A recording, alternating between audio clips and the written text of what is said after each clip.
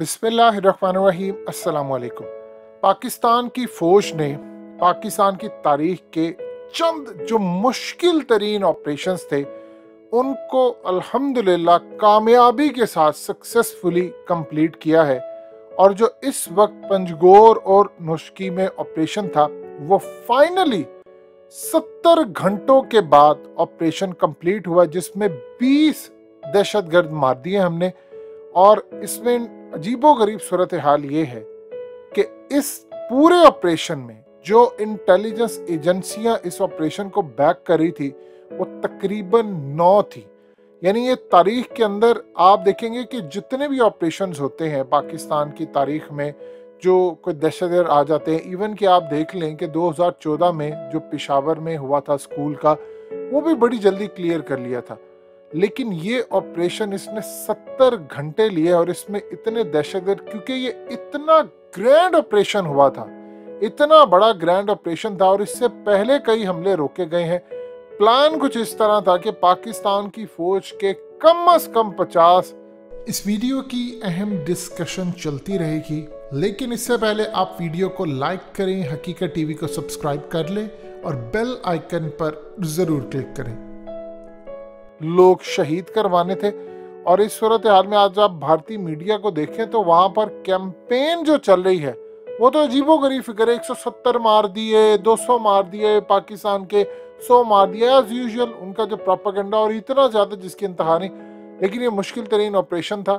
आप यहाँ से अंदाजा लगा ले, लोग ये सोच रहे हैं कि आखिर ऐसी क्या सूरत हाल पेश आई कि एसएसजी कमांडोज आते हैं, वो आकर करते हैं एक दफा, फिर उसके बाद मजीद दहशतगर्द हैं, और वो कितनी सूरत हाल है। देखिए, सबसे पहले एक चीज समझ लें, बलूचिस्तान का जो सबसे बड़ा प्रॉब्लम ये है कि वहां पर ऑपरेशन बड़ा डिफिकल्ट होता है, फैसिलिटीज कम होती हैं, दहशतगर्दों के पास छुपने के लिए जगह ज्यादा होती है। देखिए, टीटीपी का मसला ये था कि उन्होंने कुछ इलाकों पर कब्जा किया हुआ था, वहां पर उनकी प्रेजेंस थी, आप गए वहां पर जाकर क्लियर कर लिया। यहाँ पर आपके अंदर स्लीपर सेल्स घुसे हुए हैं और उनको असला दिया जा रहा है उस लेवल का जो पाकिस्तान की फौज के पास है, और वो असला अमरीकी असला है, नेटो का असला है। और सबसे बढ़कर आपके मुल्क के अंदर सहूलतकार बैठे हुए हैं, वो पूरी इंफॉर्मेशन सब चीजें प्रोवाइड करते हैं। ये तब प्रॉब्लम आती है, आप इमेजिन कर लें, अजमल पहाड़ी को देख लें, आपने रिहा कर दिया है। यानी अजमल पहाड़ी रिहा हो गया है, जिसने ऐसे ऐसे तराफ किए, तारीख में कम ही लोगों का इस तरह का नाम आता है। आपका कानून सजा नहीं दे पाया, तो फिर इस तरह के तो हमले होंगे। अब आप सोच लें कि पाकिस्तान की फौज ने जहां भी ऑपरेशन किए, हमेशा ज्यादा 8 घंटे 4 घंटे आप कंप्लीट कर लेते, 70 घंटों तक ऑपरेशन रहता है। और उसमें 9 इंटेलिजेंस एजेंसियां, ईरान की इंटेलिजेंस एजेंसी ने इस पूरे ऑपरेशन के अंदर दहशतगर्दों को वो हमेशा से बैक करते आए हैं। और जिस तरह पाकिस्तान में उनका नेटवर्क स्ट्रांग है, आप इमेजिन कर सकते हैं कि आपका पूरा मीडिया ब्लैकआउट कर जाए इस खबर को कि ईरानी इंटेलिजेंस का जो नेटवर्क पकड़ा गया, वहां तक मीडिया की रसाई ना जाए, उन लोगों तक ना जाए। तो इस सूरत हाल में आपके मुल्क के अंदर पंजे गाड़े गए हैं। देखिए, पाकिस्तान की फौज ने ऑपरेशन किया, कमांडोज आए, उन्होंने ऑपरेशन किया, हमारी अपनी कई शहादतें हुई हैं। इस सूरत हाल में ये इतनी अलार्मिंग सिचुएशन है कि खुदा न खास्ता इस वक्त पूरे पाकिस्तान की सिक्योरिटी हाई अलर्ट की गई है। अगर ही किसी ऐसी इलाके में हो जाए जो कि जहां पर आबादी ज्यादा हो, कोई लाहौर हो, कराची हो या कुछ हो, तो फिर सूरत हाल कितनी ज्यादा पैनिक क्रिएट हो सकती है। देखिए, आपके इंटेलिजेंस इदारे इस वक्त काम कर रहे हैं। प्रॉब्लम यह है कि पाकिस्तान का इस वक्त सामना है दुनिया की 9 एजेंसियों से, उसमें रॉ है, मुसाद है, सीआई है। वो अलग बात है कि हम कभी इनका नाम नहीं ओपनली लेते, हम इंडिया का नाम लेते हैं। हम कभी भी नहीं कहेंगे मुसाद का यहाँ पर प्रेजेंस या कोई नेटवर्क है, हम कभी नहीं सीआईए का नाम लेते। जब शेख रशीद ने उठकर कहा है कि अमेरिकी और नेटो असला है, तो आप अमेरिका से एहतजाज क्यों नहीं करते? आप दुनिया को बताएं। आप चाइना के साथ मिलकर बीजिंग ओलंपिक्स में इमरान खान गए हैं, अब जाकर चाइना को कहें और उनके साथ बैठकर स्टेटमेंट जारी करें कि अमेरिकी असला बलूचिस्तान में कर क्या रहा है, नेटो का असला कर क्या रहा है, ये जिम्मेदार है। हम अभी तक अमेरिका का नाम नहीं लेते। इमरान खान ने एक रीत आकर कायम की है कि आप अमेरिका को ललकारते हैं, लेकिन कम से कम आप अमेरिका का नाम तो लें। हम अमेरिका का नाम बताते नहीं है कि अमेरिकी असला यहाँ पर कर क्या रहा था, वो आया कहां से। अमेरिका को कहें आप अकाउंटेबल हैं, आपकी जिम्मेदारी है।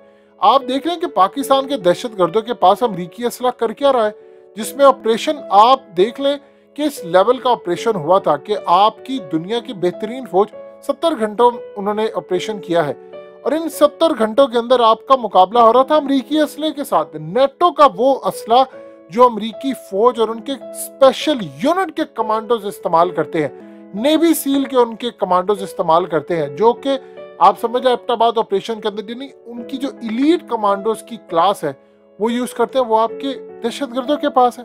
सो आप इमेजिन कर सकते हैं कि किस लेवल पर इंटेलिजेंस इदारे इसमें इन्वॉल्व थे, वो काम कर रहे थे। देखिए, कहना बड़ा आसान होता है, मुंह उठाकर आप कह दें कि इंडिया इसमें था। अब अमेरिका का नाम ले, आपके मुल्क के सहूलतकारों को आप बताएं कि यहाँ पर इंसाफ का निजाम काम नहीं कर रहा। और सबसे बढ़कर बात यह है कि आपके मुल्क के अंदर जो गद्दार जब तक नहीं होते तब तक ये हो ही नहीं सकता, जब तक आपके अंदर के लोग शामिल नहीं होते ऐसे ऑपरेशन सवाल ही पैदा नहीं होता कि हो जाए। देखिए, एबटाबाद के अंदर क्या हमारे अपने लोग शामिल नहीं थे आपके अपने? क्या सबको नहीं पता था कि वहां पर उसामा नाम की कोई चीज नहीं बसती? लेकिन फिर क्या हुआ, आप असल में जब उसको सजा दे देते, आप अकाउंटेबल कर देते, तो आप देख रहे हैं क्या सूरत हाल होती। क्या शकील अफरीदी अकेला था? तो इस सूरत हाल में याद रखिएगा, आपके अपने लोग, चाहे वो सहूलतकार के रूप में हो, चाहे वो कोई सहाफी के रूप में हो, आपके लोग शामिल होते हैं। जब आप उनको चौको चौराहों में सजाएं नहीं देते, आप उनकी अकाउंटेबिलिटी नहीं करते, तो इस तरह के फिर काम होते हैं। और प्रॉब्लम ये है कि आगे जो खतरा है, जो इंटेलिजेंस इदारों को इस वक्त मौसूल हुई हैं चीजें, उसके मुताबिक आगे बड़े बड़े ऑपरेशन तैयार बैठे हुए हैं, क्योंकि आप पर दहशतगर्दी का बहुत बड़ा खदशा इस वक्त मंडला रहा है। आप इमेजिन करें कि जितने हमारे इंटेलिजेंस इदारे हैं, फौज के नेटवर्क है, वो इतने ज्यादा बिजी हो चुके हैं, उनकी छुट्टियां मनसूख हो चुकी हैं। यानी ये बात मीडिया पर नहीं आती, लेकिन आपके इंटेलिजेंस इदारों के जो लोग हैं या जो अहम तरीन लोग इंटेलिजेंस बेस्ड ऑपरेशन करते हैं, उनकी छुट्टियां मनसूख हैं। वो पूरी तरह काम करें, जो बेचारे 12 घंटे काम करते थे, वो वहीं जहां उनको मिलती हैं चीजें वो सो रहे हैं।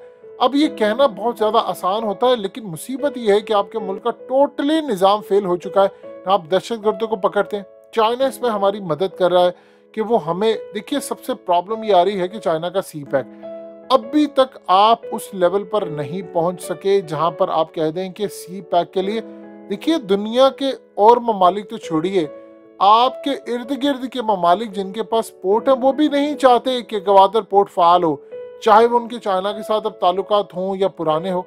इस सूरत हाल में बड़े बड़े इस वक्त स्टेक्स लगे हुए हैं। और सबसे बढ़कर प्रॉब्लम ये है कि ईरान की इंटेलिजेंस एजेंसी इसमें बराह रास्त इन्वॉल्व रही है, और वो दहशतगर्दी पाकिस्तान में करवाते हैं, क्योंकि चाबहार पोर्ट उनकी जब एक्टिव होती है और अगर यहाँ पर गवादर एक्टिव होती है, तो गवादर का ज्यादा असर और रसूख है। हम पर दुनिया की वो पाबंदियां तो नहीं है जो ईरान के ऊपर है। तो इस सूरत हाल में चीजें काफी हद तक खराब है, और इनको मैनेज करना, इनको देखना, इनको लेकर चलना, ये एक बहुत बड़ा सवालिया निशान है कि हम किस लेवल पर काम करें और हम कहाँ पर खड़े हैं। मुश्किल वक्त अभी पाकिस्तान से टला नहीं है, और ये जो लहर है ये मजीद बढ़ने का खदशा है। और उसकी सबसे बड़ी प्रॉब्लम ये है कि जब तक आप इन लोगों को सजा नहीं देंगे, जब तक आप अपने जितने चाहे वो एफसी के लोग हैं, इनको एडवांस इक्विपमेंट्स नहीं देंगे, ये लोग दंदनाते फिरेंगे। इंडिया पर इल्जाम लगाना है तो बेहतर यह है कि इंडिया के खिलाफ हम डायरेक्टली एक ऑपरेशन कर लें, ताकि उनको पता चले आपने दोबारा नहीं आना। अदरवाइज आज तक सूरत हाल जो पैदा होती रही है, ये कल को मजीद पैदा होगी।